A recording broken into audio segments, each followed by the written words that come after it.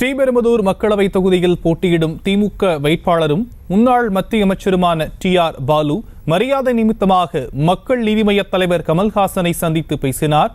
இது குறித்தான விவரங்களை நம்முடைய தலைமை செய்தியாளர் ராஜேஷ் வழங்க நாம் கேட்கலாம். ராஜேஷ், முழு விவரங்கள். வணக்கம். தற்போது மக்கள் நீதி மய்யம் தலைவர் கமல்ஹாசன் அவர்களை TR பாலு அவர்கள் சந்தித்து பேசியிருக்கின்றார். குறிப்பாக அவர் ஸ்ரீபெரும்புதூர் தொகுதியினுடைய சிட்டிங் எம்பியாக இருக்கக்கூடிய நிலையில் வரக்கூடிய நாடாளுமன்ற தேர்தலிலும் திமுக சார்பில் அவரே போட்டியிடுகின்றார். அவர் போட்டியிடக்கூடிய சூழ்நிலையிலே அவருக்கு ஆதரவு கேட்பதற்காக மக்கள் நீதி மய்யம் கட்சியின் தலைவர் கமல்ஹாசனை சென்னை ஆழ்வார்பேட்டையில் உள்ள அவரது அலுவலகத்திலே வந்து சந்தித்து தனக்கு ஆதரவு தர வேண்டும் எனவும் தன்னுடைய தொகுதியிலே குறிப்பாக இந்த ஸ்ரீபெரும்புதூர் தொகுதியிலே வந்து பிரச்சாரம் மேற்கொள்ள வேண்டும் எனவும் அவர் கேட்டுக் கொண்டிருக்கிறார். உடன் அமைச்சர் சேகர் பாபு உள்ளிட்டோர் திமுக தரப்பில் இருந்தார்கள். அதே போல மக்கள் நீதி மய்யம் சார்பில் அவர்களுடைய பொதுச் செயலாளர் அருணாச்சலம் உள்ளிட்ட முக்கிய நிர்வாகிகளும் இடம்பெற்றிருந்தார்கள்.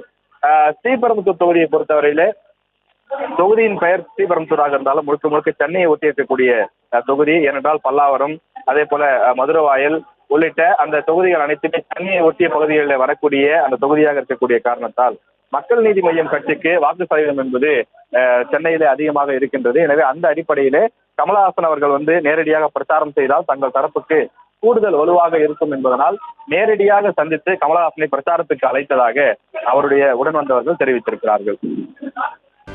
செய்திகளை உடனுக்குடனும் துல்லியமாகவும் தெரிந்து கொள்ள சப்ஸ்கிரைப் பண்ணுங்க.